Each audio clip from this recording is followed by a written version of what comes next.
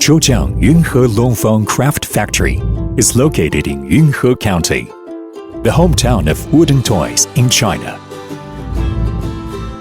Founded in 2007, it has developed into a comprehensive enterprise integrating processing, production, and R&D of professional wooden toys. We adhere to green innovation. In terms of raw materials, we select imported high-quality wood to ensure that every inch of wood has high quality.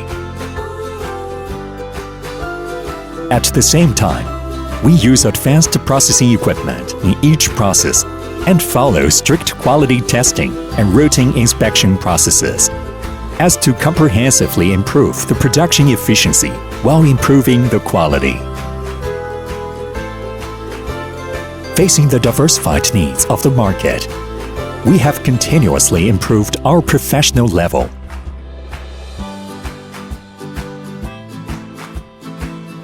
Obtained more than 20 national patents and passed a number of quality system certifications at home and abroad, including BSCI, ISO 9001, and FSC. And we have produced more than 300 kinds of products, including puzzle, assembly, and games, which are exported to Europe, America, and other developed countries, and have been highly praised by customers.